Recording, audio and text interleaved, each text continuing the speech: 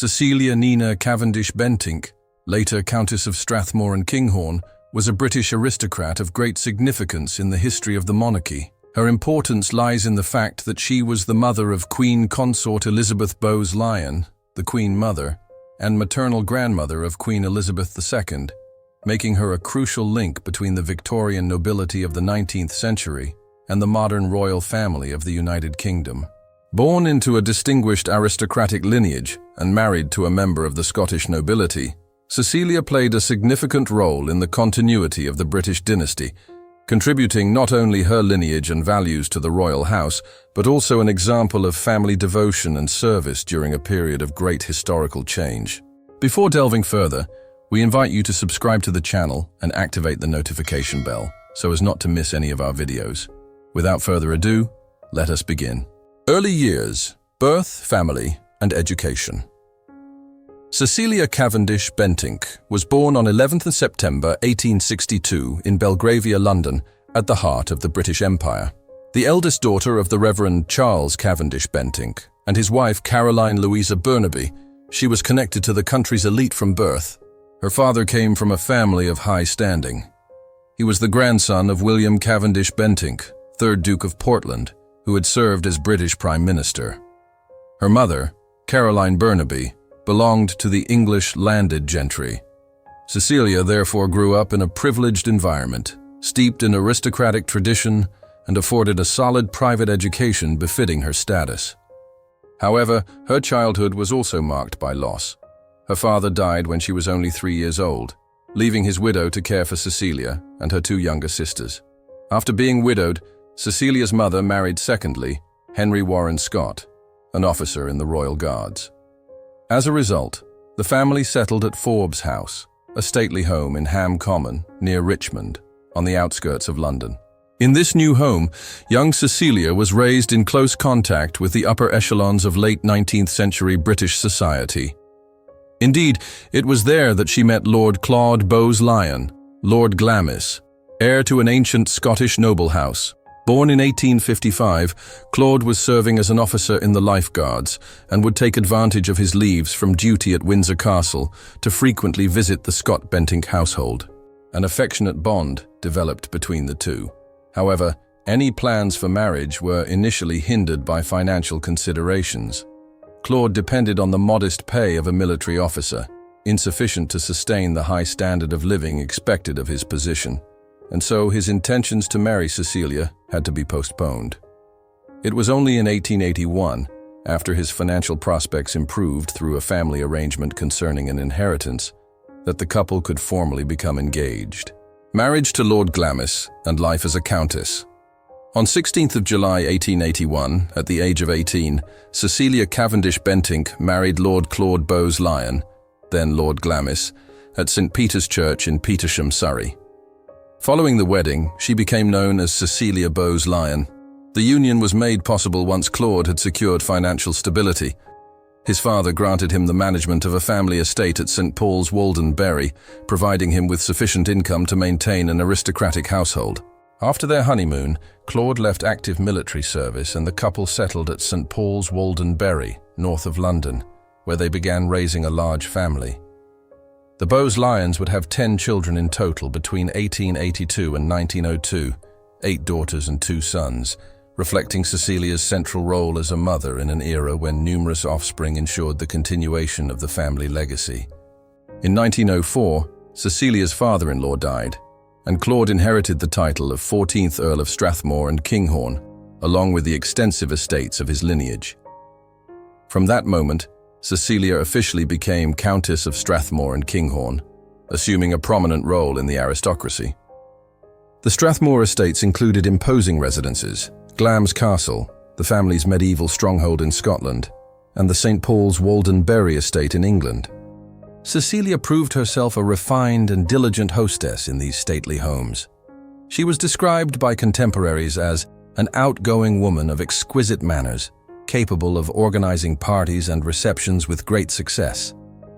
She played the piano with skill and possessed deep knowledge of classical music, enlivening soirees with her musical talent. She also managed her houses with meticulous efficiency, blending elegance with practicality in every domestic detail. Personally, she took a keen interest in the design of her gardens. She is known to have conceived an Italian-style garden in the grounds of Glamis, a testament to her aesthetic taste and love of nature. Despite her many social obligations, Cecilia preferred the quiet life of the family home.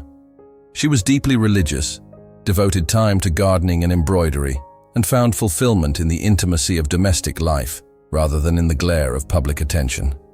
These facets portray her as a late Victorian lady devoted to her familial and pious duties, yet fully aware of her public position.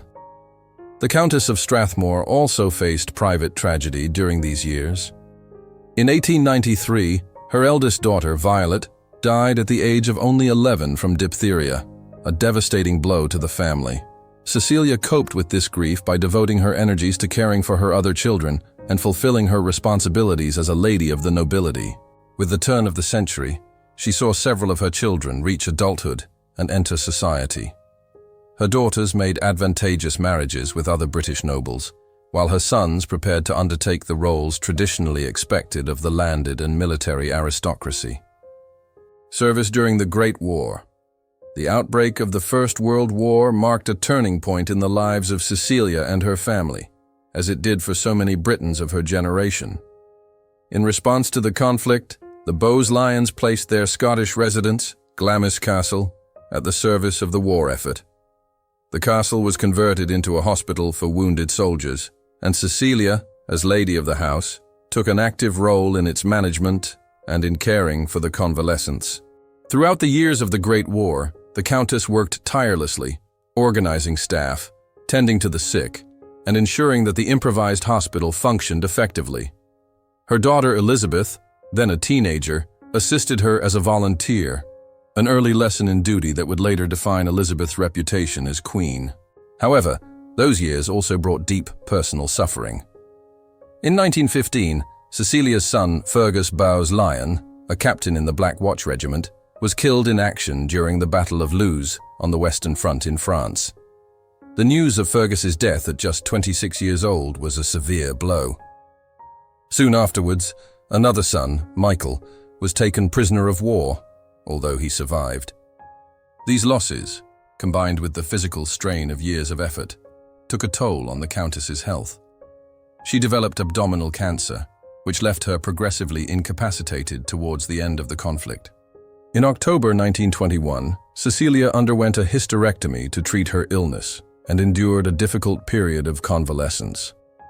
Fortunately, by mid-1922, she had made a considerable recovery. This improvement came just in time for her to resume a central role in a momentous family event, the wedding of her youngest daughter, Elizabeth. Lady Elizabeth Bowes-Lyon had caught the attention of Prince Albert, Duke of York, second son of King George V. Cecilia observed closely the blossoming of this royal romance. She knew her daughter faced a great dilemma in considering marriage to a member of the royal family. According to Cecilia's own recollections, Elizabeth felt torn between her desire to make Bertie, Albert, happy, and her reluctance to take on the responsibilities that such a marriage would entail. Nevertheless, love prevailed. On 26 April 1923, Cecilia proudly witnessed Elizabeth's marriage to Prince Albert in Westminster Abbey. The union directly linked Cecilia to the British royal family, making her the mother-in-law of a prince and future king, and securing the Bowes-Lyons' place within the intimate circle of royalty. The new Duchess of York was her daughter, and Cecilia was present among Europe's most select royalty. By then, the Countess had regained enough strength to enjoy this family triumph, which was in part the result of the upbringing and values she had instilled in Elizabeth. Following the 1923 wedding, Cecilia continued to move within royal circles as a relative by marriage. Her son-in-law, the Duke of York, unexpectedly ascended the throne in 1936, following the abdication of his brother, Edward VIII. Overnight, Elizabeth Bowes-Lyon became Queen Consort to King George VI, and Cecilia was recognized as the Queen's mother. During the tense abdication crisis of Edward VIII, the press also took an interest in Cecilia, though she maintained her characteristic low profile. At the coronation of George VI and Queen Elizabeth in May 1937, Cecilia was treated as part of the immediate royal family. She sat in the royal box during the Abbey ceremony alongside the King, Queen, and their closest relatives. For an aristocrat born in the Victorian era, seeing her daughter crowned Queen of England must have been a moment of immense emotional weight and historical significance. Cecilia was then nearly 75 years old and had fulfilled her life's mission of linking her family to the crown. Final years and death. The final years of Cecilia Cavendish-Bentinck were spent between the satisfaction of her children's achievements and the ailments of advancing age. Despite her health troubles, she continued to attend family events and maintain her role as matriarch. In April 1938, the Countess attended the wedding of her granddaughter, Lady Anne Bowes-Lyon, daughter of her eldest son John, to Viscount Thomas Anson in London. During that celebration, Cecilia suffered an acute myocardial infarction, alarming all those present. The seriousness of the attack left her greatly weakened. 8 weeks later, on 23 June 1938, Cecilia died at her London residence at 38 Cumberland Mansions, Marylebone, aged 75. Her death came barely a year after witnessing her youngest daughter's accession as Queen of the United Kingdom, thus closing a life rich in achievement, yet marked by personal tragedies. Cecilia had outlived 4 of her 10 children, enduring the premature loss of Violet, 1893, Alexander, 1911, Fergus, 1915, and John, 1930. Her husband, Claude, Earl of Strathmore, and 6 of their children survived her. Her legacy was evident even at her funeral. The Countess's coffin was transported to Scotland by royal train, a reflection of the honor paid to her by the royal family, of which she was already grandmother to the future queen. On 27th of June 1938, her funeral was held at her beloved Glamis Castle, where she was buried in the private family vault of the Earls, alongside generations of ancestors. Thus, in Scottish soil, was laid to rest the woman known in life as the most famous daughter Ridgemont ever produced, a reference to the village of her baptism, closing the chapter on a life that bridged 2 distinct eras of British history. The life of Cecilia Cavendish-Bentinck spanned from Victorian England to the interwar period of the 20th century, bridging eras of immense transformation in both the monarchy and British society. As matriarch of an aristocratic family, she fulfilled the expectations of her class by raising her sons and daughters with care, instilling in them a sense of duty, religious faith, and dedication to service. Cecilia herself, with her combination of warm affection and Victorian discipline, provided her children with a secure and stable home. She is remembered as an unusually affectionate mother for the standards of her time, according to later accounts of Elizabeth Bowes-Lyon's childhood.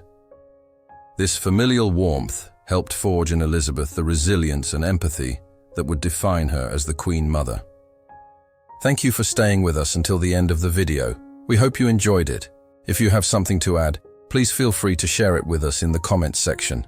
Give us a like and share the link with your friends and family so they can learn more about the life of Cecilia Cavendish-Bentinck. Thank you for following us, and if you are not yet subscribed, we invite you to do so and activate the notification bell, as we regularly upload historical content you will find interesting. We'll see you in the next video.